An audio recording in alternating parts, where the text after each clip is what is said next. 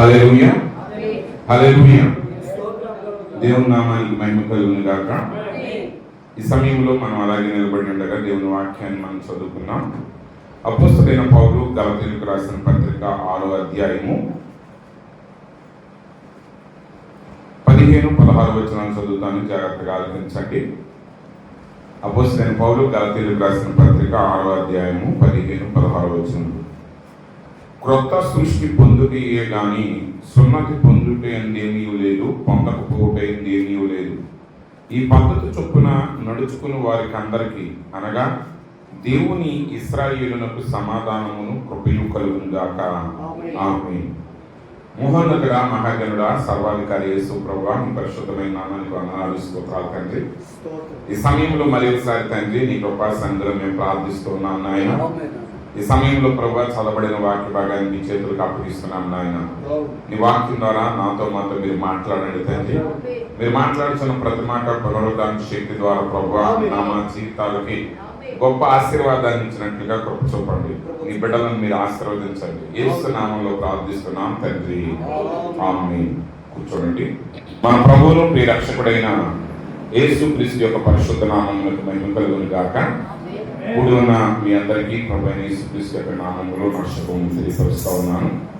మరలా ఈ సాయంకాల సమయం ముందు ఈ రీతిగా మనం దేవుని యొక్క సన్నిధిలో కూడుకోవడానికి దేవుడు మనకి ఇచ్చిన గొప్ప కృపను బట్టి దేవునికి వందనాలు తెలియపరుస్తున్నాను. హల్లెలూయా. ప్రేమలను ఆహ్వానించి మీ మధ్య వాక్యాన్ని ప్రకటించడానికి సమయం ఇచ్చిన దైవజనులు మరి పాస్టర్ మూషే గారికి, వారి కుటుంబం అంతటి కూడా నాకు ప్రత్యేకమైన వందనాలండి. చాలా సంతోషం. మరి దైవ సేవకులు చాలా ప్రేమతో ఆహ్వానించి మీ మధ్య వాక్యాన్ని ప్రకటించడానికి స్వాతంత్రతనిచ్చారు. వారిని బట్టి నేను ఎంతగానో సంతోషిస్తూ ఉన్నాను. అలాగే మనతో ఉన్న దైవజనులు పాస్టర్ పీటర్ గారు, వారిని కూడా మన మధ్య ఉండటం సంతోషం. వారు కూడా నేను ప్రత్యేకమైన వందనాలు తెలియపరుస్తున్నాను. అలాగే సహోదరుడు అహరోన్ గారు, మరి చాలా కాలం నుంచి కలవాలనుకున్నాం, దేవుడు ఈరోజు అవకాశం ఇచ్చారు. వారు కూడా నేను ప్రత్యేకమైన వందనాలు తెలియపరుస్తున్నాను. హల్లెలూయా. మరి ఉదయకాల సమయంలో మనందరం కూడా వాక్యం చేత ఆశీర్వదించబడ్డామని నేను అనుకుంటున్నాను. ఈ సమయంలో మరి ఎక్కువసేపు నేను ఉంచును.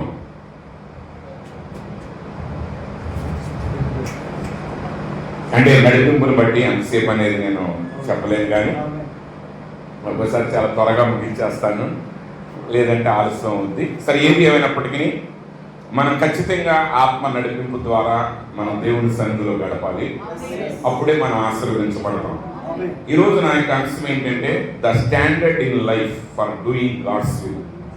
దేవుని చిత్తమును నెరవేర్చుటకు జీవిత ప్రమాణము అనే అంశాన్ని మీద నేను పెట్టాలని ఆశపడుతున్నాను.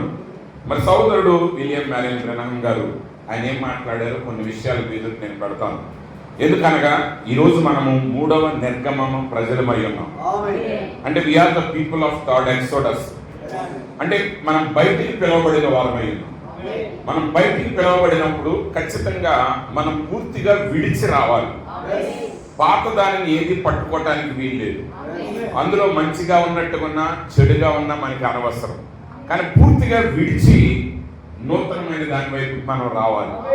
ఉదయకాల సమయంలో నేను పాస్టర్ గారితో కొన్ని విషయాలు మాట్లాడేటప్పుడు ఆ కరెంటు స్తంభాల మీద ఉన్న కాకులు ఎందుకు చనిపోవు అనే ఒక అంశాన్ని గురించి మేము డిస్కస్ చేయడం జరిగింది. మేము క్లాస్లో ఉన్నప్పుడు మా మాస్టర్ చెప్పారు.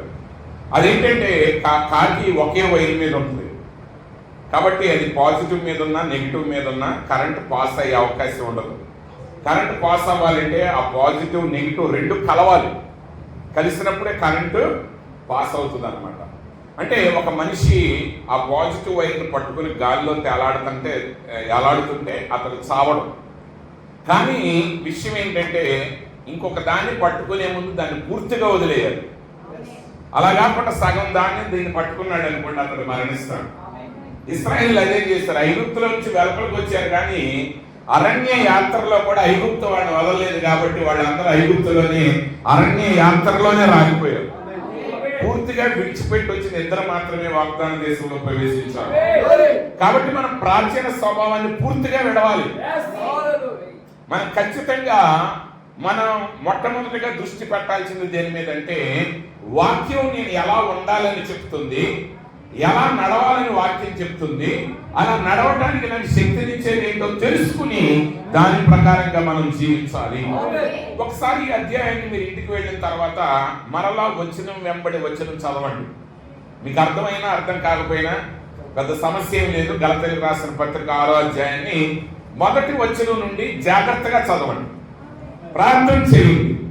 అప్పుడు మీకు నిజమైన సత్యం ఏంటో మీకు అర్థమవుతుంది. ఇక్కడ అపోస్తలుడైన పౌలు గారు అంటున్నాడు 6వ అధ్యాయం మొదటి వచనంలో, సహోదరులారా, ఒకడు ఏ తప్పిదములోనైనా చిక్కుకొనిన ఎడల ఆత్మ సంబంధులైన మీలో ప్రతివాడు తానును శోధింపబడునేమో అని తన విషయమై చూచుకొనుచు సాత్వికమైన మనసుతో అటు వారిని మంచి దారికి తీసుకుని రావాలను. ఆత్మ సంబంధమైన ప్రయాణం మనం ప్రారంభించాం. మీరు గుర్తుపెట్టుకోండి, ఈరోజు అనేక సార్లు విషయాలు దేవుడు నీ మీదే ప్రయోగించడు, నిన్నే కొట్టడు. ఒకసారి ఒక దైవజనుడు చెప్పాడు, గుడ్డివాడికి మనందరం కృతజ్ఞత కలిగి ఉండాలంట. నన్ను గుడ్డివాడిని చూసి వాడిని ఎక్కిరిస్తాం, కానీ గుడ్డివాడిని చూసి మనం కృతజ్ఞత వాడికి కలిగి ఉండాలి. ఎందుకంటే దేవుడు మనకి రుజువు పరుస్తున్నాడు. వాడి గుడ్డితనం ఉండటం వల్ల నువ్వు చూడగలిగేదాన్ని వాడు చూడలేకపోతున్నాడు. అవునండి, నువ్వు రకరకాల రంగుల భేదాన్ని చూస్తావు. అన్ని తెలుపు ఒకటి కాదు, అన్ని పచ్చగా ఉన్నాయి, ఒకే రకంగా ఉండవు. షేడులు ఎన్నో విపరీతంగా ఉంటాయి. అందమైన సృష్టిని మనం చూస్తున్నాం. ఇవన్నీ యథార్థంగా ఉన్నాయి, కానీ గుడ్డి వ్యక్తి దాన్ని చూడలేదు. అంటే వాడు ఆ వ్యక్తిని దేవుణ్ణి ఎదురుపెట్టినప్పుడు దేవుడు ఒక విషయాన్ని నీకు రుజువు పరుస్తున్నాడు. ఏమిటంటే, ఈ వ్యక్తి కళ్ళు లేకపోవటం వల్ల ఇంత అందమైన సృష్టిని ఎలా చూడలేకపోతున్నాడో, ఆత్మీయ నేత్రాలు గుడ్డితనంగా ఉన్నవాడికి కూడా ఆత్మ సంబంధమైన కార్యాలను వాడు చూడలేదు. వాడు చూడలేకపోతున్నంత మాత్రం చేత అక్కడ లేవని కాదు, అవి అక్కడ ఉన్నాయి, కానీ నువ్వు చూడలేకపోతున్నావు. ఎలీషా తన చుట్టూ ఉన్న గొప్ప సైన్యాన్ని చూడగలిగాడు, దేవుని అగ్ని రథాలను చూడగలిగాడు, ఆ పర్వతం మీద ఉన్నటువంటి దేవుని సైన్యాన్ని చూశాడు. కానీ గెహాజీ ఆత్మ నేత్రాలు మూయబడి ఉన్నాయి కాబట్టి ఆయన అంటున్నాడు, అయ్యా శత్రువులు మనం తరిమేశారు. ఇప్పుడు ఎలీషా ఏమంటున్నాడు, దేవా దూతలను పంపించాను లేదు, దేవాన్ని సైన్యాన్ని పంపించాను లేదు అంటున్నాడు. దేవా వీడి కన్నులు తెరువుము. ఎందుకంటే సమాధానం అక్కడే ఉంది, రక్షణ అక్కడే ఉన్నది. సమస్తాన్ని దేవుడు ముందే అనుగ్రహించాడు. కావలసింది ఏంటంటే కన్నులు తెరవబడుట మాత్రమే, ప్రత్యక్షత మాత్రమే. అంటే ఇప్పుడు దేవుడు ఏం చేస్తున్నాడు, ఒక సహోదరుడు ఒక తప్పిదంలో పడిపోయాడు. ఆ సహోదరుడు తప్పిదంలో పడిపోగానే నువ్వు పెద్ద నీతిమంతుడు అయిపోవట్లా, దేవుడు నిన్ను హెచ్చరిస్తాడు. ఒక వ్యక్తి పడితే రెండో వ్యక్తి కూడా పడగలడు. దావీదు పడిపోయాడంటే దేవుడు నిన్ను హెచ్చరిస్తున్నాడు, అలాంటి వాటికి దూరంగా ఉండు. ఎందుకంటే దేవుడు హృదయానుసారంగా పడిపోతే మిగతా వాడు పడిపోవడం పెద్ద విషయం కాదు. కానీ ఈరోజు సంఘంలో మనం ఎలాంటి ఆత్మను కలిగి ఉండాలి? ఒక వ్యక్తి శ్రమల పాలైతే, ఒక వ్యక్తి శోధనలో పడిపోతే, ఒక వ్యక్తి పాపంలో పడిపోతే వాడిని రాణితో కొట్టే వారిగా ఉండకూడదు. మనం రెండు కార్యాలు చేయాలి. ఒకటి, మనము ఆ స్థితిలోకి వెళ్ళకుండా చూడాలి. చాలా మంది అంటారు, నేనైతేనా, నా కొడుకు అయితేనా, నా కూతురుని అయితేనా అంటారు. అందరికంటే అతి చెడ్డోళ్ళు అయి కూర్చుంటారు. అది వెళ్ళిపోవటానికి కారణం నువ్వే. మంది భక్తులు పిల్లలు నాశనం అంటే కారణం భక్తులే. నువ్వు జాగ్రత్త పడాలి. ఆత్మ సంబంధమైన వాడు ఒకటి పడిపోతే ఏం చేయాలి? మనం ఈరోజు వర్తమానంలోకి వచ్చాం, ఒక సత్యానికి వచ్చాం, ఒక మత శాఖల నుంచి వెలుపలికి వచ్చాం. మనం మతంలో నుండి వెలుపలికి వచ్చాం. ఇప్పుడు మనందరం ఒంటరిగా ఉన్నాం ఈ లోకంలో. ఒకరికొకరు సహకారంగా ఉండాలి, ఒకరికొకరు తోడ్పాటు కలిగి ఉండాలి. ఒకరు పడిపోతే వాడిని తొక్కివేయడం కాదు, ఒకరు పడిపోతే ఒక పెద్ద దూరం తీసుకొచ్చాడు ఇంకా లోపలికి నెట్టడం కాదు. ఒకడు పడిపోతే ముందు చూసుకోవాల్సింది, నేను పడిపోతానా, నేను తప్పిపోతానా, మనల్ని మనం జాగ్రత్తగా చూసుకోవాలి. అప్పుడు కృప కలిగి ప్రేమతో ఆ వ్యక్తికి సహాయం చేయాలి. ఇవి జీవిత నియమాలు. మన విజయం సాధించాలంటే మనకి నియమాలు కావాలి. అప్పుడప్పుడు నేను చదువుతాను, ఈవెన్ దొంగల ముఠాలో కూడా వాళ్ళు ఒకరికొకరు ఎంతో సహకరించుకుంటారు. ఇద్దరు దొంగలు ఉన్నారు, అంటే అది రికార్డెడ్ అది, అయితే నేను పేరు చెప్పను. ఇద్దరు దొంగలు యవన కాలంలో ఉండగా దొంగతనం చేశారంట, ఒక పెద్ద నిధి. దొంగతనం చేసిన తర్వాత ఒకడు దొరికిపోయాడు. ఇప్పుడు దొరికిపోయిన వీడి పేరు చెప్తే వీడు కూడా జైలుకి వెళ్ళిపోతాడు. వాడు చెప్పలేదు, దొంగతనం దొరికినోడు చెప్పలేదు, చెప్పకుండా అలాగే ఉండిపోయాడు. వాడిని ఎన్ని కొట్టినా చెప్పలేదు. వాడిని 10 సంవత్సరాలు 20 సంవత్సరాలు జైలు శిక్ష ఆడికి పడింది. ఇప్పుడు వీడేం చేశాడంటే వచ్చి వీడు వాటా మాత్రం వీడు ఖర్చు పెట్టుకుని వాడికి వెళ్ళాల్సిన వాటా పెట్టుబడి పెట్టి వాడి రూపాయి ప్రతిదీ జాగ్రత్తగా పెట్టాడు. రిలీజ్ అయ్యే రోజుకి వాడి వాటా అంతా బ్యాగ్లో పట్టుకుని జైలుకి వెళ్ళి వాడు రిలీజ్ అయిన తర్వాత స్నేహితుడే ఇదిగో నీ వాటా ఇది అనిపించాడు. ఈరోజు అన్నదమ్ములే మోసాలు చేసుకుంటున్నారు, పరిశుద్ధులు మోసాలు చేసుకుంటున్నారు. కానీ వాళ్ళు ఎవరో దొంగలు. దొంగలలోనే అంత నిజాయితీ ఉంది. మీరు నమ్ముతారని నేను చెప్పిన స్టోరీ ఇది నిజం, బాంబేలో జరిగింది. కానీ మరి రక్తం చేత కడగబడ్డాం, దేవుని యొక్క రక్తం చేత, ఒకే సువార్త చేత మనం పిలువబడ్డాం, ఒకే వర్తమానం చేత మనం పిలువబడ్డాం. ఈరోజు మనలో ఇంకెంత నీతి ఉండాలి, ఇంకెంత పరిశుద్ధత ఉండాలి, ఇంకెంత నీతి ఉండాలి, ఎంతెంత సహకారం కలిగి ఉండాలి. ఈరోజు మనిషి తొక్కేస్తుంది సమాజం, గొంతు కోసుకుంటుంది ఒకడికొకడు. కానీ ఈరోజు మనం ఏం చేయాలంటే ఇతరుల కొరకు ప్రాణం పెట్టడమే నిత్య జీవం అన్నాడు. కానీ ఈరోజు నిజమైన ప్రమాణం ఏంటి? నువ్వు నిజంగా పిలువబడ్డావు, నిజంగా దేవుడు నీకు ఒక సత్యమైన వార్తను ఇచ్చాడు, నువ్వు సువార్తకు యోగ్యమైన జీవితం ఎప్పుడు జీవిస్తావంటే అలాంటి నిజం, యథార్థత పోలీసుల మధ్య, లాయర్ల మధ్య, జడ్జిల మధ్య, నీతిమంతుల మధ్య వచ్చినప్పుడు అది గొప్ప మహిమను తీసుకొస్తుంది దేవుడు. ఈరోజు యథార్థతంగా యేసు ప్రభు వెనకాలే ఉండి ఆయన శిష్యుడు ఆయన జేబు ఆయన యొక్క ఆ ధన సంచిలో ఉన్న డబ్బులు దొంగతనం చేసేసాడు. మరి ఆ ఇద్దరు మాఫియా వాళ్ళేమో వాడి జైల్లో ఉన్నా సరే ఆ డబ్బుని యథార్థంగా కాపాడాడు. మరి ఇప్పుడు వీళ్ళిద్దరు ఎవరు యథార్థ పనులు? సరే, రెండు యథార్థం కాదు, ఎందుకంటే ఒకటి దేవుడు లేకుండా చేశాడు, ఒకటి దేవుడితో ఉండి పాపం చేశాడు. కానీ ఈరోజు ఆ యథార్థత, నిజమైన యథార్థత ఎవరి దగ్గర ఉండాలంటే దేవుని పరిశుద్ధుల మధ్య ఉండాలి. ఈరోజు మనం ఒకడు పడిపోయాడంటే అది మనకు ఒక నవ్వు తెప్పించే సంగతిగా ఉండకూడదు, అది నీకేదో ఘనత తెచ్చే సంగతిగా ఉండకూడదు. నువ్వేదో గొప్పోడు అయిపోవట్లా, ఈ పడిపోవడం వల్ల నువ్వు గొప్పోడు కావు. చాలా మంది ప్రజలు ఏమనుకుంటున్నారంటే వీడు పడిపోతే నేను నిలబడి ఉన్నాను అనుకుంటున్నావు, కానీ అలా అనుకోవటమే పడిపోవటం. తర్వాత వచ్చిన చెప్తుంది చూడండి, ఒకరి భారములు ఒకడు భరించి ఎలాగూ క్రీస్తు నియమమును పూర్తిగా నెరవేర్చుడి. ఎవడైనను ఒట్టివాడై ఉండి తాను ఎన్నికైన వాడనని ఎంచుకుని ఎడల తన్ను తానే మోసపరుచుకొనును. క్రీస్తు నియమం ఏంటి? క్రీస్తు నియమం ఒకడి భారమును ఒకడు భరించుట. ఒకరి భారమును ఒకడు భరించాలి. మనం జీవించే కాలం స్వార్థపూరితమైన కాలం. ఈవెన్ భక్తి కూడా నాకేంటి అని చేస్తున్నాను. భక్తి కూడా నాకేంటి. నువ్వు ప్రార్థన చేయి, నీ ఊరోళ్ళ దేవుడు ఆశీర్వదిస్తాడంటే ఎవరు చేయడు. మీ ఊరోళ్ళు అందరి చేత ప్రార్థన చేయించి నువ్వు ఆశీర్వదించబడతావంటే ఊరోళ్ళు అందరి చేత చెప్పిస్తాడు. ఒక డినామినేషన్ పాస్టర్ గారు ఉండేవాడు, ఆయన ఎప్పుడు నీరసంగా ఉండేవాడు.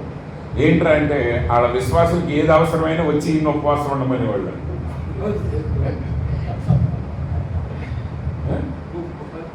ఈయన రోజు ఉపవాసం ఉంటాయి. ప్రియులారా, ఒకటి భారమును ఒకటి భరించాలి.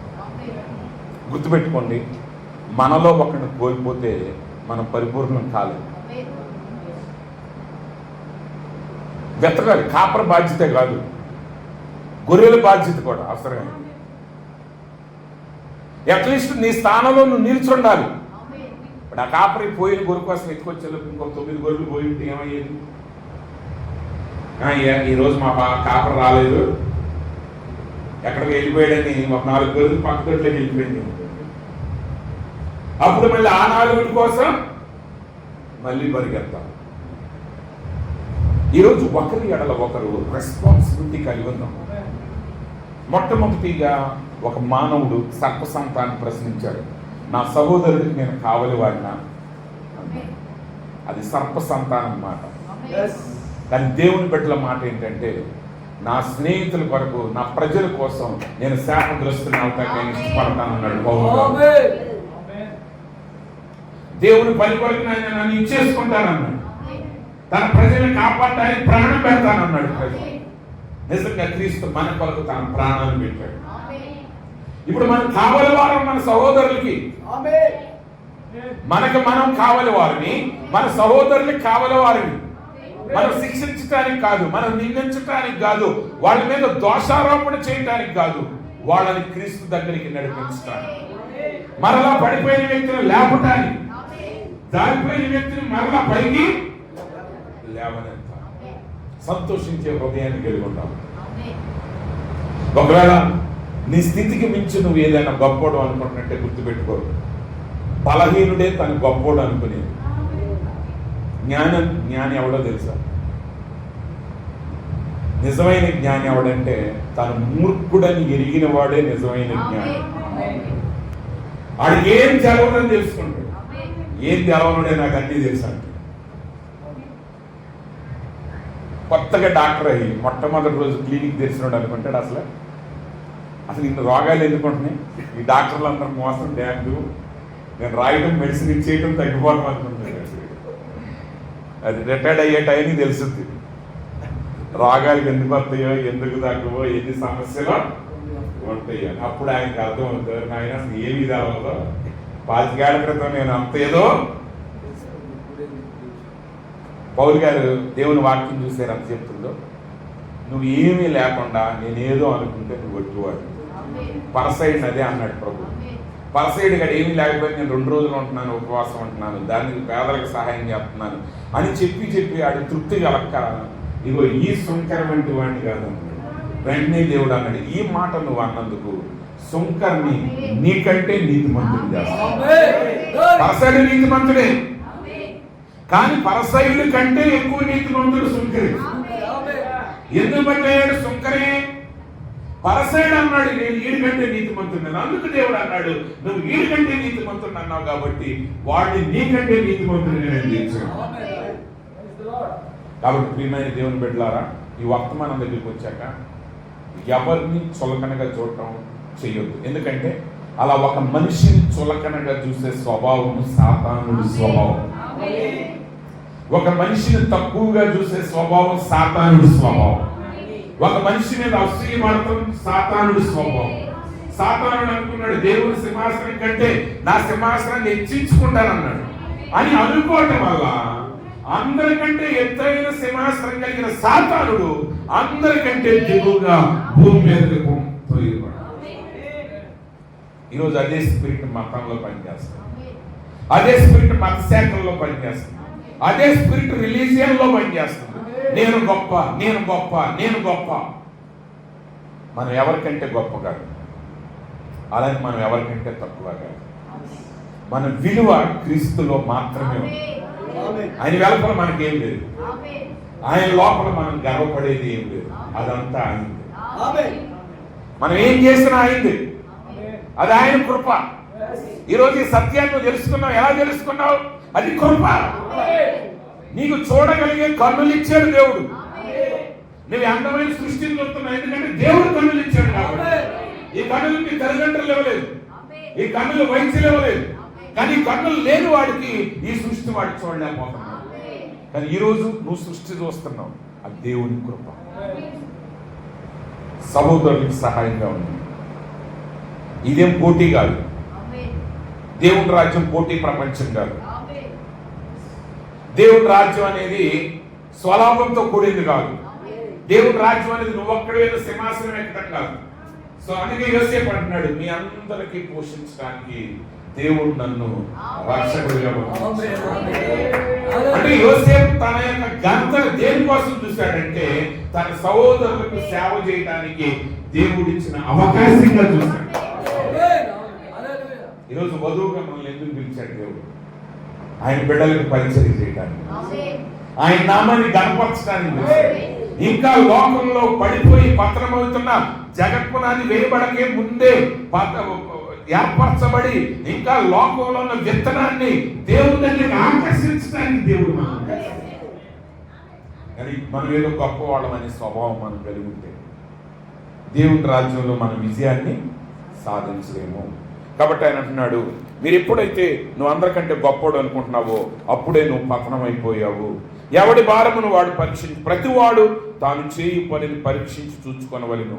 అప్పుడు ఇతరులను బట్టి కాక తనను బట్టి అతనికి అతిశయము కలుగును. ప్రతివాడును తన బరువు తానే భరించుకొనవలెను కదా. నీ పని నువ్వు పరీక్షించు, పక్కోడి పని పరీక్షించు. మన పని మన దృష్టాంత దేని మీద ఉంటుంది? పక్కోడి పని మీద. ఎస్పెషల్లీ ఈ మెసేజ్లో ఎక్కువగా పక్కోడి మీద మనం దృష్టి పెడతాం. పక్కోడిని అనకపోతే మనం తృప్తి కలగదు. మన సాటిస్ఫాక్షన్ అంతా పర్సనల్ సాటిస్ఫాక్షన్. వాడు ఎంత నీతిపరుడు ఆడికి అర్థం కాక ఆడికంటే నీతిమంతుడు అనుకున్నాడు.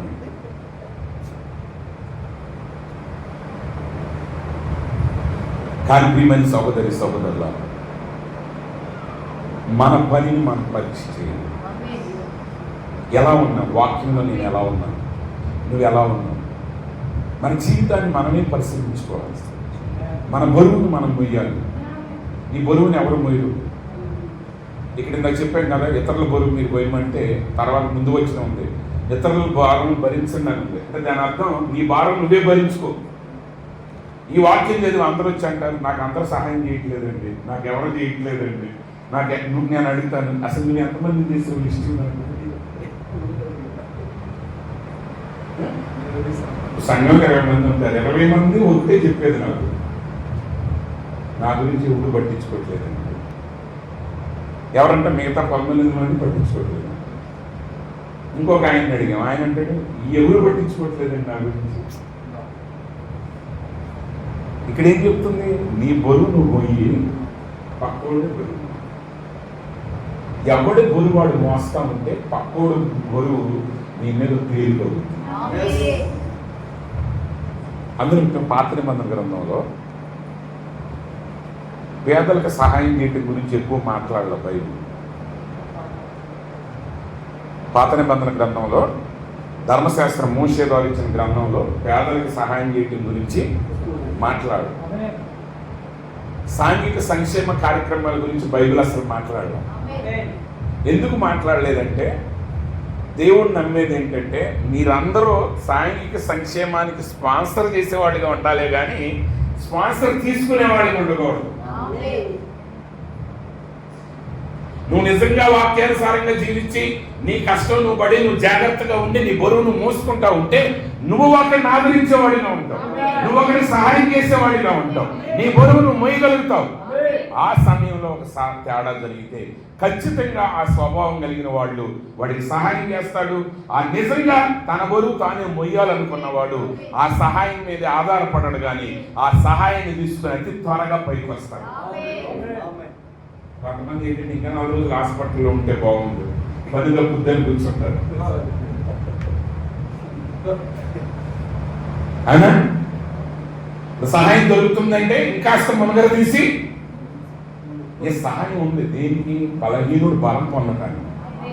అంతేగాని బలవంతుడు బద్ధకంగా కూర్చుని తినడానికి కాదు.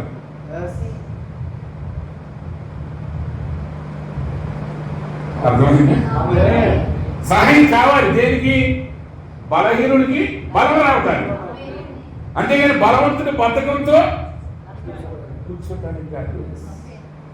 వాక్యం ఎక్కడ తప్పిపోవట్లేదు, ఉన్నది ఉన్నట్టుగా అక్కడే మాట్లాడుతుంది. బరువు మైమండు, ఒకటి భారం ఒకటి భయమండు. మళ్ళీ ఏముంది? నీ భారం నువ్వే మోసుకో, నీ భారం నువ్వే మోయాలి. ఇక్కడ అందరూ బలంగా ఉండాలి. ఎవడు బరువు నాడు మోయగలగాలి, అవసరమైతే ఇంకొకటి బరువును భుజం మీద పెట్టుకోగలగాలి. అంతేగాని నీ భారమే నువ్వు మోయలేకపోతే నువ్వెవడు భారాన్ని మొత్తం.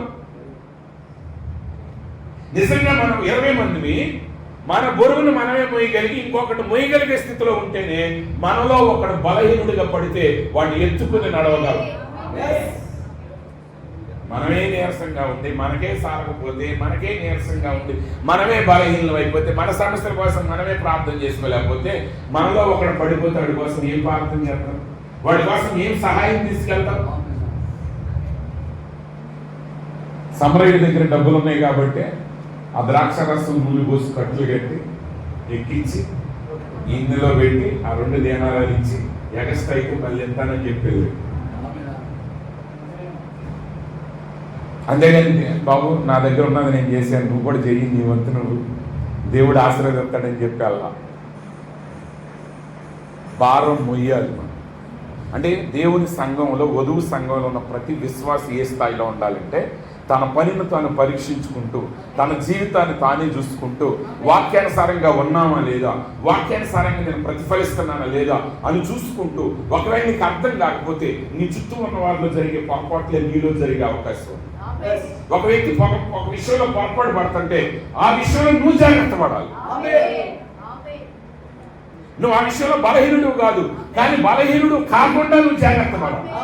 నువ్వు బలహీనుడు కాకుండా జాగ్రత్త పడి ఇప్పుడు బలహీనతలో ఉన్న వాడికి సహాయం వాడి పైకి తీయాలి. అంటే దేవుని సంఘంలో అందరూ సహాయం చేసేవాళ్లే కానీ సహాయాన్ని పుచ్చుకోవడానికి ఒక తరగతిని పెట్టాల దేవుడు. ఆ సహాయం తీసుకునేవాడు ఎవడైనా కావచ్చు, కానీ సహాయం తీసుకోవటం అనేది తాత్కాలికం, సహాయం ఇవ్వటం అనేది శాశ్వతం. ఇవి జీవిత నియమాలు. లోకంలో ఆత్మీయతలో సహాయం తీసుకోండి, అని సహాయం మీద జీవితం ఆధారం చేసుకోవాలి. సహాయం కావాలి, ప్రతి మనిషికి ఒక సమయంలో ఒక సహాయం కావాలి, కానీ సహాయమే ఆధారం కాకూడదు, సహాయమే నీ జీవనోపాధి కాకూడదు. దాన్ని దాటి వెళ్ళాలి, దాన్ని మించి వెళ్ళాలి, సమృద్ధిని కలిగి ఉండాలి. కాబట్టి ఎవరి బరువును వాడే మొయ్యగలగాలి, ఎవరి బరువును వాడే మొయ్యాలి. తర్వాత వాక్యోపదేశం పొందువాడు ఉపదేశించువానికి మంచి పదార్థములన్నిటిలో భాగం ఇవ్వలేదు. దేవుని సేవకి ఖచ్చితంగా విశ్వాసులకు సహాయం చేయాలి. ఒక స్థానిక సంఘాన్ని పోషించాల్సిన బాధ్యత స్థానిక సంఘాన్ని, వితౌట్ ఎనీ కాంట్రడిక్షన్. ఎట్టి వాద వివాదాలకు చోట్లేదు. నీ సంఘాన్ని పోషించే బాధ్యత నీ సంఘాన్ని. ఒప్పుకుంటారా? మీ సంఘాన్ని పోషించే బాధ్యత ఎవరిది? మీ సంఘాన్ని. ఎటు తలకాయ ఎత్తమాకు, ఎటు చూడమాకు. చూస్తే మీ మెడ నిప్పు రావటం తప్ప దేనికి పనికిరాదు. ఉన్నదాంతో తృప్తి పొందండి. ఏం చేయాలి? ఉన్నదాంతో తృప్తి పొందితే అప్పుడు లేనిదాన్ని దేవుడు నీకు ఇస్తాడు. తృప్తి అనేది నీకు లేదనుకో, ఎంత వచ్చినా నీకు తృప్తి రాదు. వెరీ సింపుల్గా చెప్తున్నా, సంఘం యొక్క బాధ్యతల్ని, సేవకుడి యొక్క బాధ్యతల్ని నెరవేర్చాల్సిన ప్యూర్గా ఆ స్థానిక సంఘమే. మీకున్న మంచి పదార్థాల్లో సేవకుడికి భాగం ఇవ్వాలి. అలా ఇస్తేనే ఆయన సేవని ఆధ్యాత్మిక కోణంలో చేయగలడు, ఇంకా మిమ్మల్ని లోతుగా నడిపించగలడు.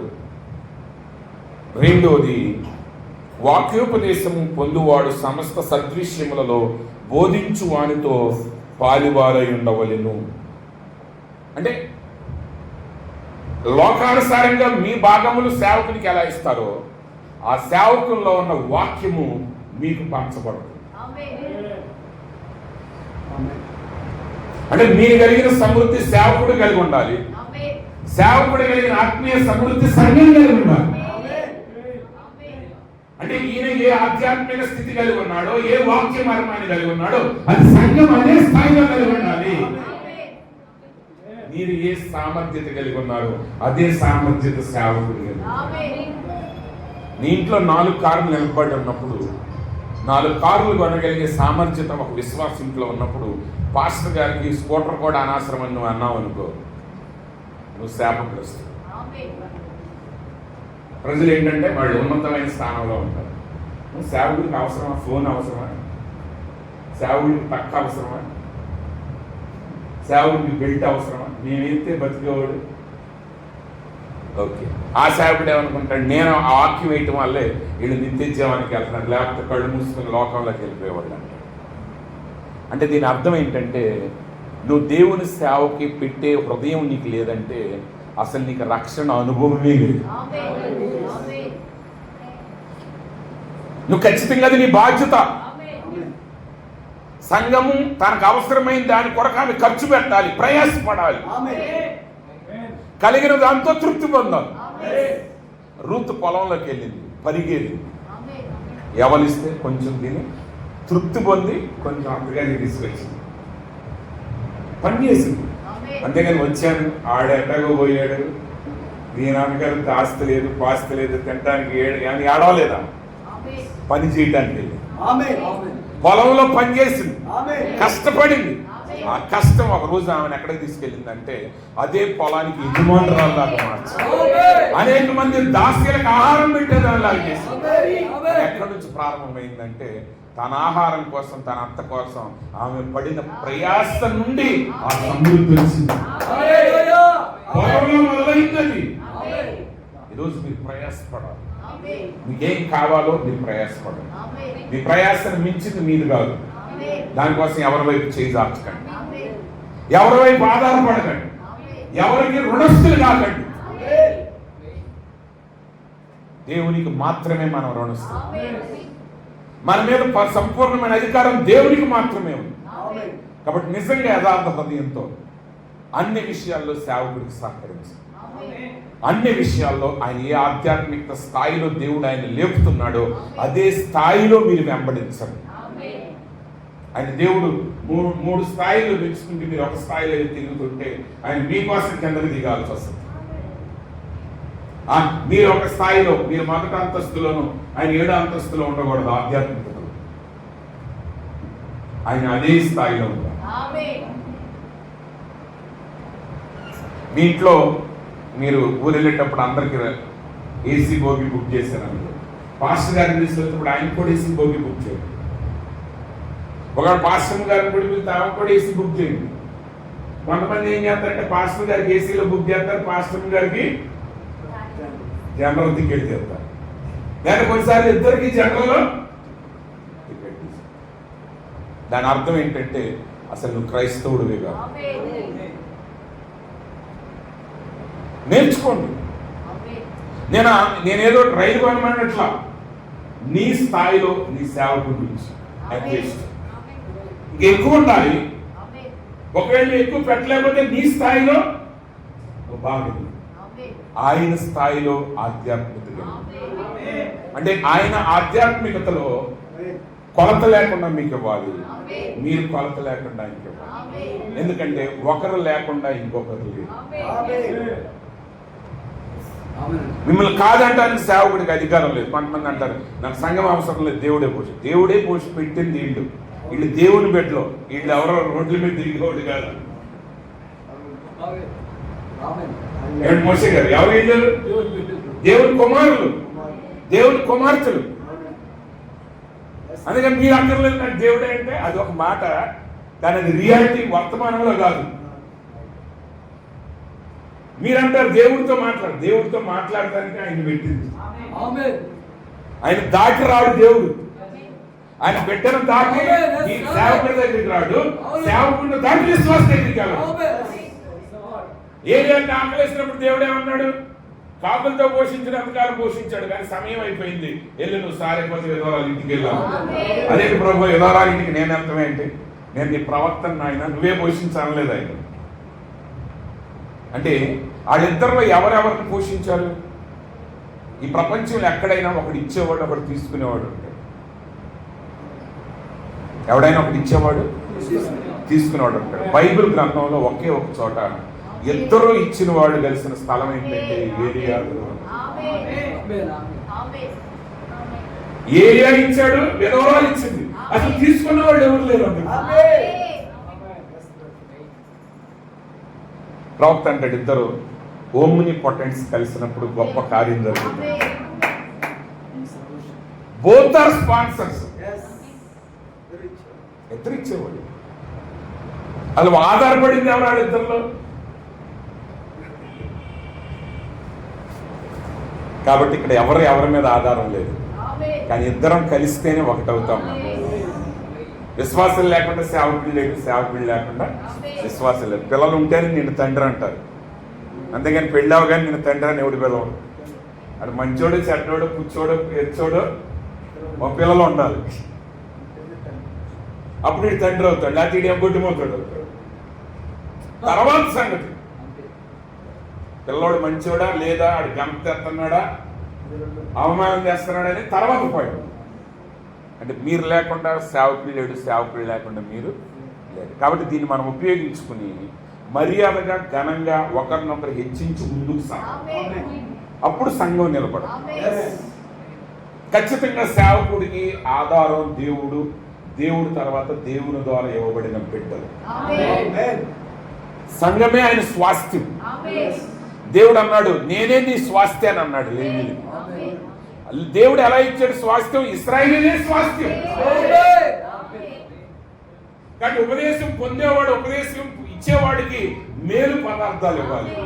ఉపదేశించేవాడు మేలుకరమైన బోధ వాళ్ళకి చేయాలి, వాళ్ళకి మేలుకరంగా చేయాలి, వాళ్ళకి ఆశీర్వాదకరమైన మార్గం చెప్పాలి.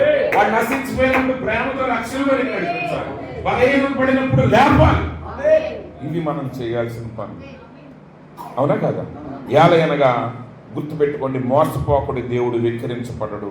మనుషుడు ఏమి విత్తునో ఆ పంటనే పోయిను. కాబట్టి మన శరీరాన్ని బట్టి కాక ఆత్మను బట్టి విత్తుతాం. అయితే నేను ఇంకా నా అంశానికి రాలేదు. అవన్నీ వివరించడానికి నాకు కుదరదు. కానీ 16వ వచనంలో ఆయన అంటున్నాడు, ఈ పద్ధతి చొప్పున నడుచుకుని వారికి అందరికీ, and as many as walk according to this rule. ఈ నియమమును బట్టి ఎంతమంది అయితే నడుస్తారో వారికందరికీ, అనగా దేవుని యొక్క ఇశ్రాయేలునకు, అనగా దేవుడికి ఇశ్రాయేలీలు ఉన్నారు. అంటే నిజంగా మార్పు చెందిన బిడ్డలకు కృపయు సమాధానమును కలుగుగాక. ఏ రూలు? ఈ నియమం. అంటే ఇప్పటి వరకు నేను ఏ నియమాలైతే మాట్లాడానో ఈ నియమం ప్రకారంగా నడిచిన వాడికి మాత్రమే కృపా సమాధానము నిరంతరము నిలిచి. ఇష్టం వచ్చిన నియమాలు కాదు.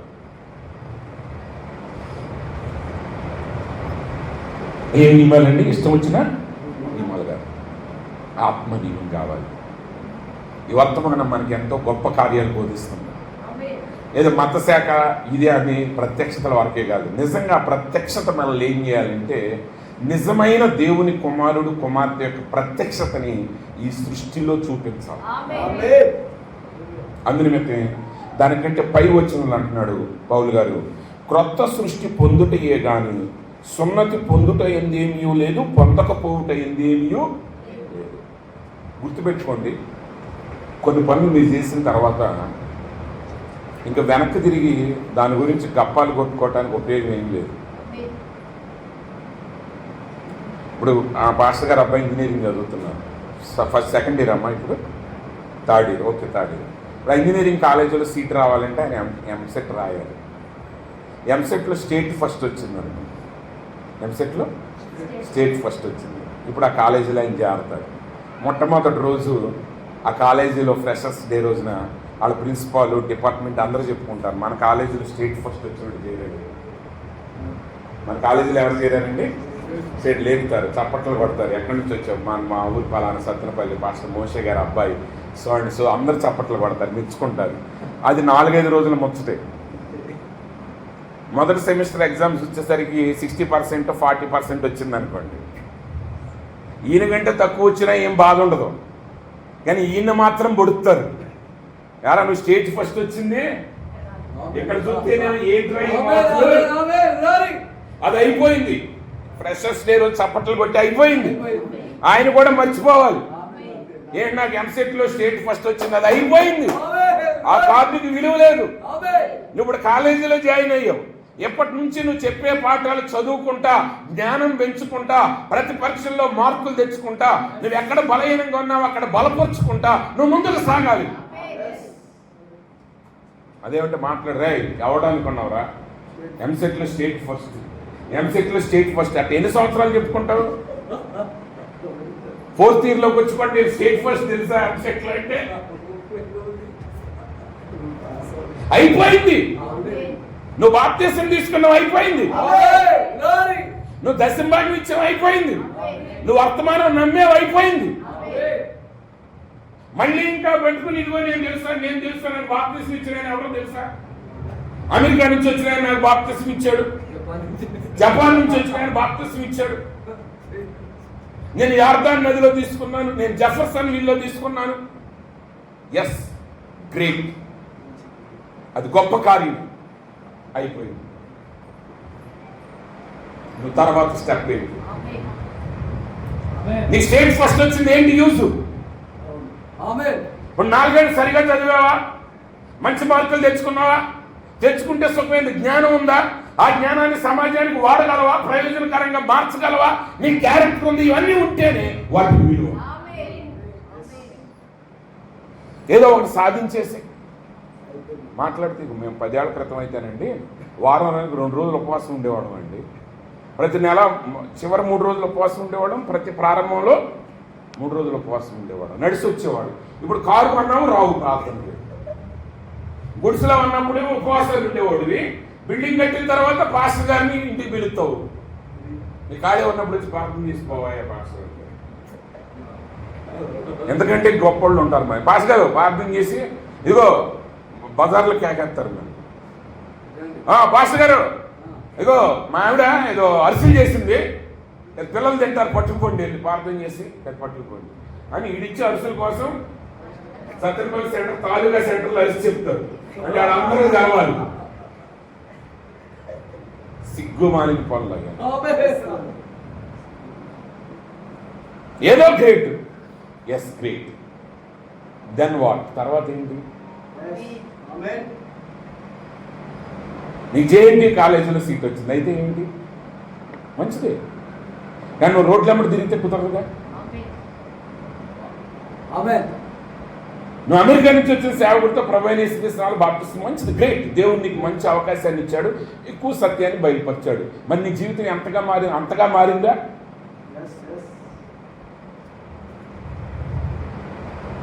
ఇక్కడ వర్తమానం దేని తప్పు లేదండి, బైబిల్ దేని తప్పు లేదు, ధర్మశాస్త్రం ఏ తప్పు లేదు, అసలు దేవుళ్ళలోనే ఏ దోషం లేదు. అవన్నీ మేలు చేయడానికి ఇచ్చాడు దేవుడు. నిన్ను ఇంకా లోబడటానికి ఇచ్చాడు, ఇంకా దేవుళ్ళు ఎదగటానికి ఇచ్చాడు, ఇంకా పరిపూర్ణంగా మారటానికి ఇచ్చాడు. కానీ నువ్వు జరిగిపోయిన వాటి మీద ఏలాడుతూ ఉంటే ఆ నియమం పనికి రాదు. ఇప్పుడు ముందుకు వెళ్ళే నియమం కావాలి. అందుకే శాబారాయణ అనే వర్తమానంలో ప్రవక్త అంటాడు, now instead of advancing on and see what God promised.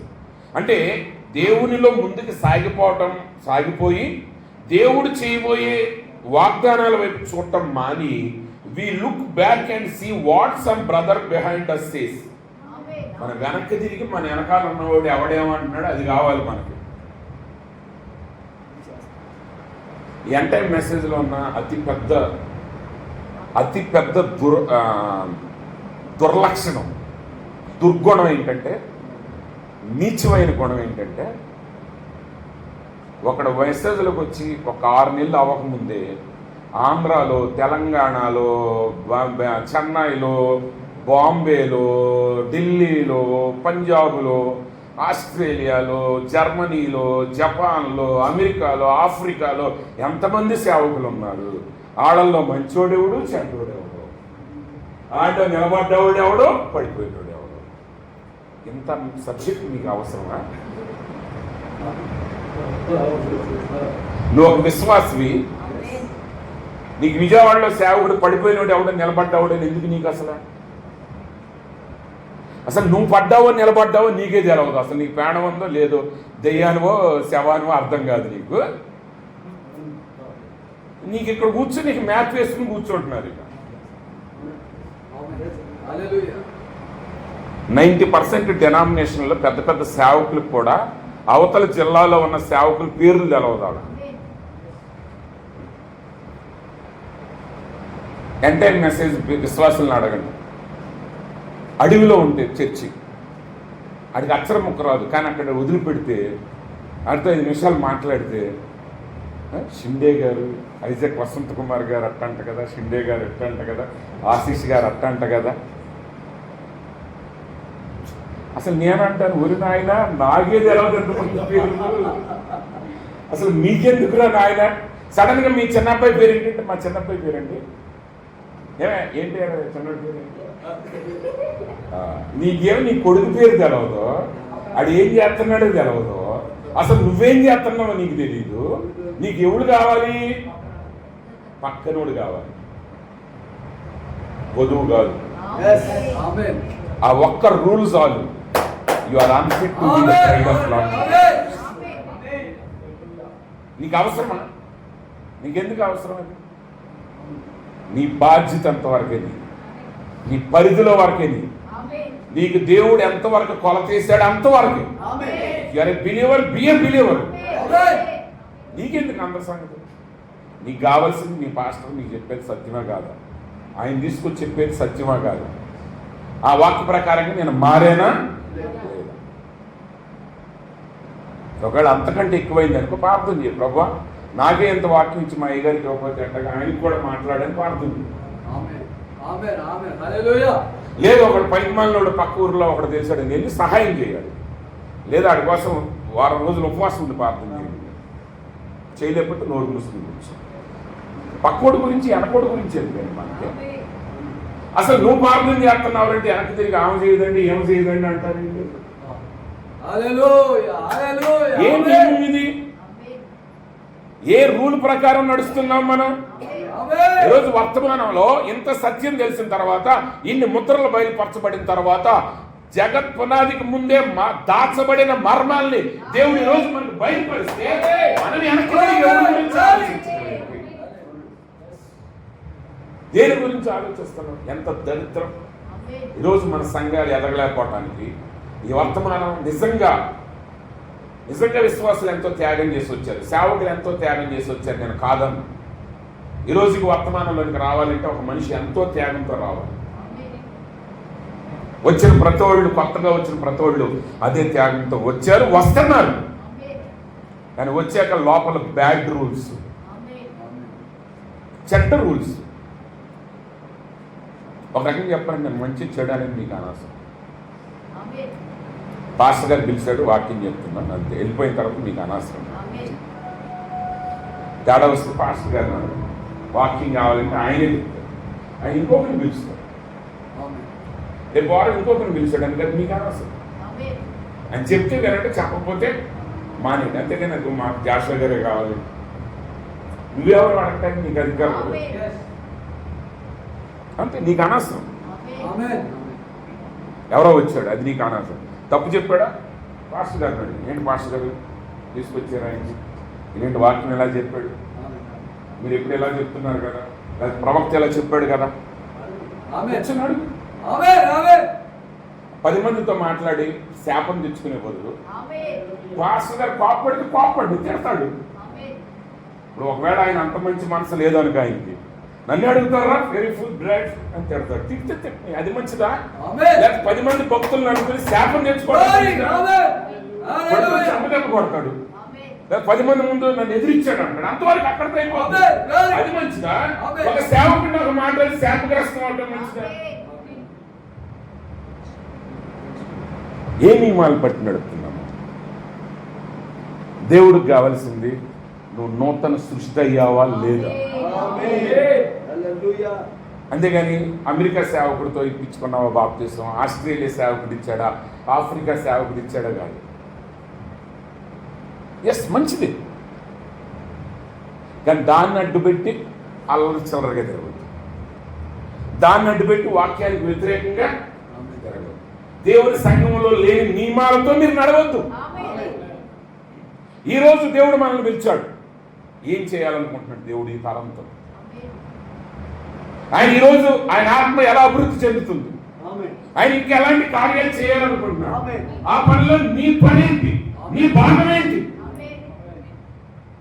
వస్తే వెళ్ళిపోయింది, వదిలేయండి. రాజు వదిలేశాడు, నీకు అనవసరం, వదిలేయి. నువ్వు సిద్ధపడు. ఇప్పుడు ఎన్నిక చేయబడ్డావు. ఇప్పుడు నీ పని ఏంటంటే ఆ రాణి స్థానంలో నిలబడి చూపించాలి. This is the rule. And as many as walk according to this rule, ఈ నియమం ప్రకారంగా ఎందరైతే నడుస్తారో వాళ్ళకు మాత్రమే. ఏంటి ఆ నియమం అంటే నూతన సృష్టి పొందుటే నియమం. నూతన సృష్టి అవ్వాలి. మనం ఆదాము సంతానంగా మిగలకూడదు. మన తల్లిదండ్రుల సంతానంగా మిగలకూడదు. తిరిగి జన్మించి రెండవ ఆదామైన యేసుక్రీస్తు యొక్క గుణలక్షణాలు కలిగి ఆయన కుమారులుగా కుమార్తెలుగా మనం మారటమే దేవునికి కావాలి. అలా కాకపోతే ఉపయోగం లేదు.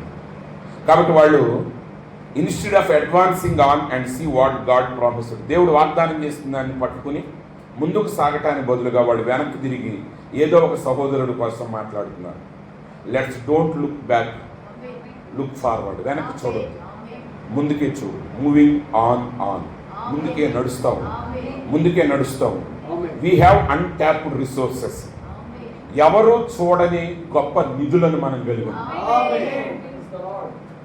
మన దేశంలో అంబానీ గారికి, అంటే నా లెక్క తప్పు ఉన్న రఫ్గా చెప్తున్నాను, ముఖేష్ అంబానీ గారికి 5 లక్షల కోట్లు ఉన్నాయి. ముఖేష్ అంబానీకి 5 లక్షల కోట్లు ఆస్తుంది. అయితే భారతదేశంలో 140 కోట్ల మంది ఉన్నారు. కానీ 140 కోట్ల మంది 5 లక్షల కోట్లు సంపాదించే అవకాశం లేదు. అది అసాధ్యం, అది అసాధ్యం. కానీ దేవుని రాజ్యం ఎట్లాంటిదంటే 140 కోట్ల మందిని ఆయన 5 లక్షల కోట్లతో ఆశీర్వదించగలరు. అది ఎలా సాధ్యం అంటే నేను చెప్పలేను. కానీ అన్ట్యాప్డ్ రిసోర్సెస్ ఉన్నాయి.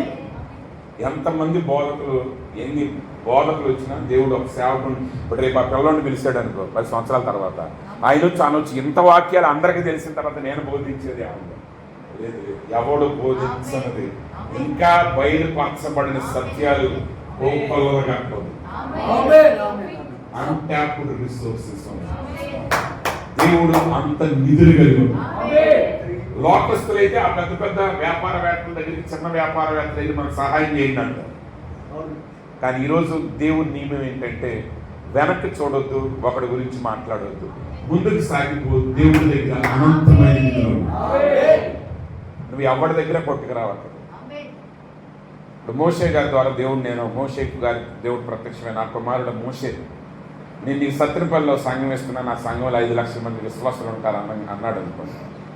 నిజంగా ఆ మాట దేవుడే చెప్తే ఏ ఒక్క సంఘం నుంచి ఒక్క విశ్వాసం కూడా దొంగతనం చేయాల్సిన అవసరం లేకుండానే 5 లక్షల సంఘాన్ని దేవుడు ఆయన చూపించాడు. అంతే.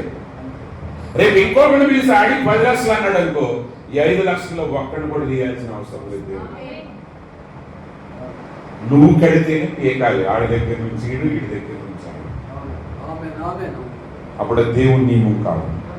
We have untapped resources. Yesu Prabhu mark సువార్త 11:23-24 చెప్తున్నారు, నీ హృదయం ముందు విశ్వసించి పర్వతం ఇక్కడి నుంచి పొమ్మని ఆజ్ఞాపిస్తే అది ఖచ్చితంగా ఇక్కడి నుంచి లేచి సముద్రంలో పడవేయబడుతుంది. దానికి ఏ షరతులు లేవు, అది అనంతమైనది. Whatever things you desire, మీరు ఏది కోరుకుంటే అది మీరు ప్రార్థించినప్పుడు దాన్ని పొందుకున్నామని నమ్మండి, అప్పుడు మీరు వాటిని పొందుకుంటారు. దైవిక స్వస్థత, సంతోషమా, సమాధానం ఏదైనా సరే నువ్వు పొందుకుంటావు. నీకు అసాధ్యమైంది ఏది లేదు. నిత్యత్వం కోసం నువ్వు ప్రయాణించే ప్రయాణంలో నీ ప్రతి అవసరతని ఆయన తీరుస్తాడు. అత్యధికంగా తీరుస్తాడు, అవసరతను మించి తీరుస్తాడు. కాబట్టి మనం దేనికి కలవరపడాలి? సరైన నియమాలతో మనం నడుద్దాం దేవుని బిడ్డ. సరైన నియమం. ఆ సరైన నియమం ఏంటంటే మనలో ప్రతి ఒక్క వ్యక్తి ఆయన కుమారుడిగా కుమార్తెగా మారటమే. కొత్త సృష్టికి జరగాలి, నూతన సృష్టి జరగాలి. ఇంకా ఇంకా ఏది దేవుడు పట్టించుకోడు. దేవుడికి కావాల్సింది నూతన సృష్టిగా మారాలి. నువ్వే చర్చికి వెళ్తామని జనాలు పట్టించుకుంటారు. ఇప్పుడు చాలామంది చర్చిని బట్టి వాళ్ళ ఘనత తెచ్చుకుంటున్నారు. ఏదో చెట్టు పేరు చెప్పి ఆకులు కాయలు అమ్ముకుంటారంటారు కదా. చెట్టు పేరు చెప్పి కాయలు అమ్ముకున్నట్టు అది ఏ పనికి మాలిన చెట్టుకి కాసినా మంచి చెట్టు పేరు చెప్పాను. ఒలవపాడు మామిడికాయలు అంటే చాలు. అది పెంటపాడులో పండించింది అయినా ఒలవపాడు. ఇటు సందమా ఎక్కడెక్కడ తీసుకొచ్చి చెప్పే కూడా ప్రవక్త చెప్పాడు అంటారు. అది ఆ మొక్క చెప్తే సరిపోతుంది. వాక్యం మారుస్తుంది, నూతన సృష్టి చేస్తుంది. నువ్వు పెద్ద సేవకుడు బోధన్నా, చిన్న సేవకుడు బోధన్నా, జ్ఞానం కలిగిన వాడు బోధన్నా, జ్ఞానం లేనివాడు బోధన్నా. పౌలు మహాజ్ఞాని, పేతురు చదువురాని ఫార్మర్ అని ఇద్దరి ద్వారా దేవుడు బలంగా కార్యాలు చేశాడు. అంతేగాని అక్కడ ఏదో యాడ్ చేయాల్సిన అవసరం లేదు. నీ పని తిరిగి జన్మించి, నీ పని నూతన సృష్టిగా మారు, నీ పని ఆయన పోలికలోనికి రావాలి, నీ పని ఆయన ఆత్మచేత నింపబడాలి, నీ పని ఆయన జీవించినట్టుగా జీవించాలి. ఇది రూల్. దేవుని ఆశీర్వాదాలు మనల్ని వెంబడించాలంటే, దేవుని సమాధానం మనల్ని వెంబడించాలంటే, దేవుని కృప మనల్ని వెంబడించాలంటే నియమం ప్రకారం జీవించాలి. వెదజల్లి ఆశీర్వదించబడిన వారు కాదు. ప్రవక్త ఆయన కాలంలో, అంటే నేను ప్రతిసారి అలా చెప్పకూడదని చెప్తున్నాను, సోదరుడు బ్రహ్మం గారి కాలంలో ఆయనకంటే ధనవంతులు ఉన్నారు, ఆయనకంటే గొప్ప పేరు కలిగిన వాళ్ళు ఉన్నారు బ్రహ్మం గారు జీవించిన కాలంలో. అయితే బ్రహ్మం గారు ఒకటే మాట అనేవాడు. ఆయన ఏమనేవాడు అంటే, ఆయన మీటింగ్కి వెళ్తే $100 ఖర్చు అవుద్దండి ఒకరోజు. ఇంకో పాస్టర్ గారు ఉన్నారు, ఆయనకి $700 అవుతాయండి. ఎంత అవుతాయండి? $700. బ్రహ్మం గారికి $100 అని. బ్రహ్మం గారు ఏమన్నాడంటే, నా పరిచయం చిన్నది, నేను పేదోడిని, పేద ప్రజల దగ్గరికి వెళ్తాను, నాకు 100 చాలు. కానీ ఆ సహోదరుడి దగ్గర ఎక్కువ మంది ఉంటారు, మీటింగ్కి ఎక్కువ మంది వెళ్తారు, ఆయన పెద్ద ఏర్పాట్లు చేయాలి, కాబట్టి ఆయనకి $700 కావాలన్నాడు. అంతేగాని వీళ్ళారా చూసారా, నేను యథార్థపరుడిని, $100 నేను సేవ చేస్తున్నాను, వాడు దొంగ దోచుకునేవాడు, వాడు ఎత్తుకుపోతున్నాడు జనాలు డబ్బు $700 అని అనొచ్చు. కానీ ఆయన అన్నాడు ఆయనకు అవసరం. ఆయన చేసేది పెద్ద పెద్ద సిటీల్లో చేస్తున్నాడు, నేను పేద ప్రజల దగ్గర చేస్తున్నాను, నాకు అవసరం లేదు.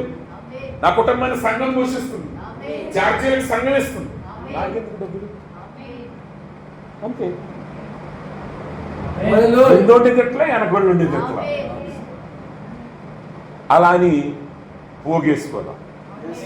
కానీ ఈ రోజుకి ఆయన పిల్లలకి లోటేమీ లేదు. కానీ పోగేసుకున్న వాళ్ళు వాళ్ళ జీవిత కాలంలో ఎంతో మంది పేదలుగా మారిపోయారు. కారణం ఏంటి? లోక నియమం కాదు, దేవుని నియమం. ప్రభుత్వం ఉచితంగా ఇచ్చారు, ఆయన సమృద్ధి కలిగి ఉంది. ఈరోజు మీరు చూస్తారా, బ్రహ్మం గారి బుక్స్ అన్నీ ఉచితమే కదా మీకు ఇచ్చేది.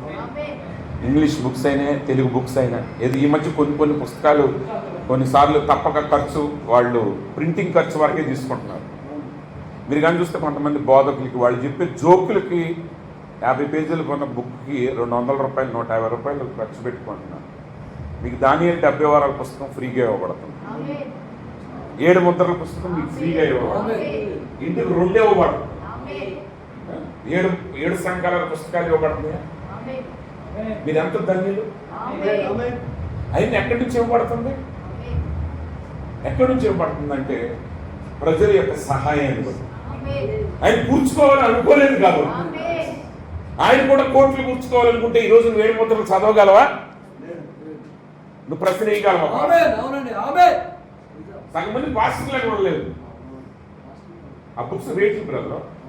కొన్ని బుక్స్ అమెరికా నుంచి నువ్వు తెప్పించాలంటే అక్కడ 500 అయ్యే బుక్ మనం కొని ఇక్కడ దాకా వస్తే మధ్యలో ట్యాక్సీలకి పోస్టల్ ఛార్జీలకి 2500 3000 అవుతుంది.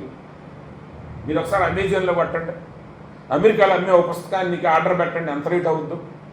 మీరు పేమెంట్ చేయక్కర్లేదు, మీ అడ్రస్ పెట్టి కొట్టండి, బై నౌ అని కొట్టండి, ఎంత రేటు పడుతుందో. 4000 5000 10,000 అయ్యే పుస్తకాలు ఈరోజు మీకు ఉచితంగా మీ ఇంటికి తీసుకొచ్చేస్తున్నారు. దేని ద్వారా?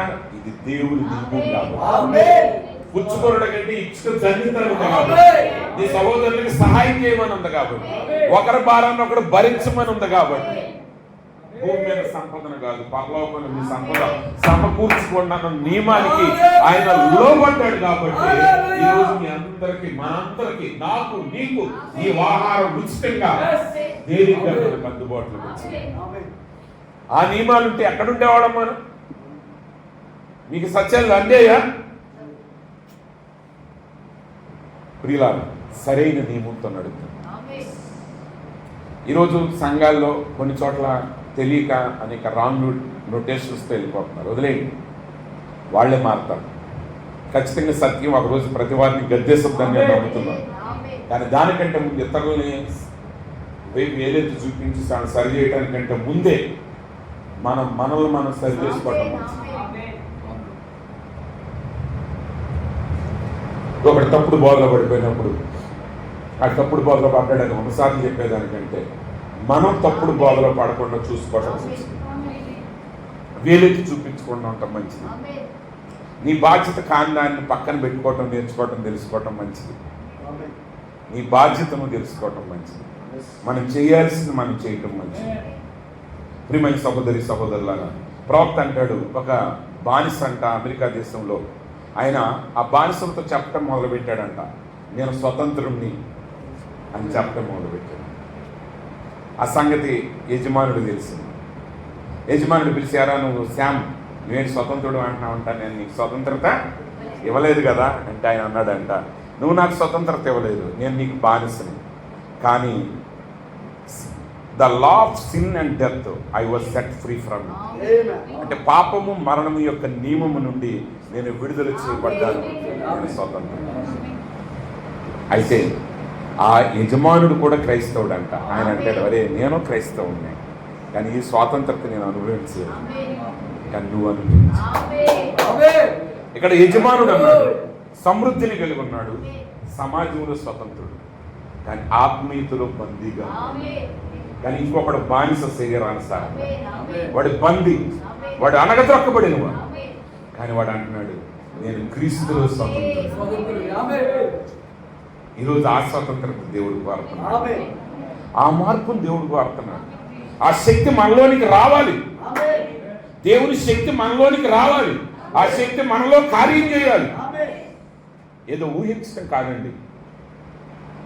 ఆల్వేస్ రిమెంబర్ చర్చ్, సంఘం ఎల్లప్పుడూ గుర్తుంచుకోండి, దేవుని వాక్యము సత్యము. దేవుని వాక్యాలు ఏంటండి? సత్యాలు. ఆ దేవుని వాక్యం ఏం చేస్తుంది? ఎల్లప్పుడూ అది చెప్పిన కార్యాన్ని అది నెరవేరుస్తుంది. కాబట్టి ఈరోజు మనం ఏం చేయాలి? మనం ఏం చేయాలంటే ఆ వాక్యాన్ని నమ్మటం మాత్రమే కాదు, ఆ నమ్మిన వాక్యం మన జీవితంలో కార్యం చేయాలి.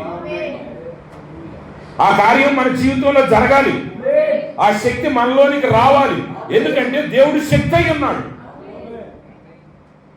అందుకే అపోస్తలుడైన పౌలు గారు అంటాడు, పైకి భక్తి గలవారై ఉండి దాని శక్తిని ఆశ్రయించిన వారికి శ్రమ, అట్టి వాడికి విముఖుడవై ఉండును.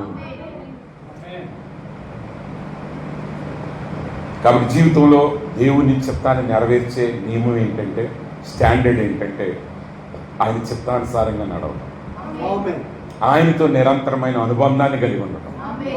ఏదైతే బోధిస్తున్నామో, ఏదైతే దేవుడు మనకు బయలుపరిచాడో అలా మనం మారటం. జ్ఞానం అంటే తెలుసుకోవటం కాదు, అలా మారటం. అది బైబిలికల్ నాలెడ్జ్. బైబిల్ నాలెడ్జ్ ఏంటంటే ఆయన సజీవుడని నేను ఎరుగుతున్నాను. మరణం మధ్య యోబు అన్నాడు, నా విమోచకుడు సజీవుడు అని నేను ఎరుగుతున్నాను. రుజువులేంటి? దేవుడు సజీవుడు అనే దానికి రుజువేమి లేదు అక్కడ. ఆయన చుట్టూ ఉన్న ఏ పరిస్థితి సానుకూలంగా లేదు, కానీ యోబే దానికి సాక్షి. ఎందుకంటే యోబుకు తెలుసు, యోబు చూశాడు ఆయన. ఆ గుడ్డివాడు అంటున్నాడు, ప్రజలందరూ అన్నారు అక్కడ పాపి అంటే ఆ గుడ్డోడు అన్నాడు. ఆయన పాపో నీతిమంతుడో నాకు తెలియదు, కానీ పాపుల మాట దేవుడు ఆలకించడని నాకు తెలుసు. కానీ ఒకప్పుడు నేను గుడ్డివాడిని, నేను చూస్తాను. ఇప్పుడు అది అతడు సొంత సాక్షి. ఏది వాడిని కలవచ్చు, ఎందుకంటే చూడలేని దాన్ని ఇప్పుడు అక్కడ చూస్తున్నాను. నువ్వు వాడి దగ్గరికి ఏ మత గ్రంథాన్ని చూపించి యేసు దేవుడు కుమారుడు కాదన్నా వాడిని నమ్మను. ఈ ప్రపంచంలో ఏ శక్తి వాడిని కదిలించలేదు. అదే నిజమైన రూల్, అదే వ్యక్తిగత ఈ నియమం కలిగి సంగమా ముందుకు సాగి, ప్రేమ కలిగి, ఐక్యత కలిగి, విధేయత కలిగి, లోబడి తగ్గింపు హృదయంతో దేవుని ఆత్మకి మిమ్మల్ని మీరు అప్పగించుకోండి. దేవుని సేవకు అప్పగించుకోండి. మీ పనులు మీకు చేయండి. సమాజంలో జరిగే అన్ని జరుగుతూ ఉంటాయి. మంచి జరుగుతూ ఉంటుంది, చెడు జరుగుతూ ఉంటుంది. ప్రతి దానిని దేవుడు తనకు అనుకూలంగా మార్చుకుంటాడు. ప్రతి దానిని తన చిత్తాన్ని నెరవేర్చడానికే అంతంలో ఆయన పిలుస్తాడు. ఈవెన్ ఫరో హృదయాన్ని కఠినపరిచిన వాడు ఆయన, దాని ద్వారా తనను తాను గణపరుచుకున్నవాడు ఆయన. అవన్నీ మనకు తెలియదు, కానీ మనకు తెలిసింది ఏంటంటే మనకు అప్పగించిన వాక్య ప్రకారంగా జీవించాలి. తెలియని దానికంటే తెలిసిన దాని ప్రకారంగా జీవించాలి. మనకు కలిగిన దాన్ని జీవించడం, కలుపుకుని పోదాం. లోకం ఇప్పుడు ఒంటరిగా ఎదగమని చెప్తుంది, కానీ నిజమైన దేవుని ఆత్మ ఏం చెప్తుందంటే కలిసి ఎదగం. ఎందుకంటే మనందరం ఒకటై, మనందరం క్రీస్తు యొక్క రక్తంతో కడగబడ్డాం. నిశ్చయంగా లోకంలో ఉన్న అనేక గుంపులు ఆ గుంపును బట్టి వారిని తమ సొంత వారిగా భావిస్తున్నారు. ఈ వాక్యాన్ని మరలా వినండి, చదవండి, ప్రార్థించండి. వెనక్కి తిరగవద్దు, ఎవరి వైపు మాట్లాడదు. మనల్ని మనం పరిశీలించుకుంటూ సరి చేసుకుంటూ ముందుకు సాగుతాం. మనల్ని మనం సరి అవటం ద్వారానే మరొకరిని మనం సరి చేయాలి.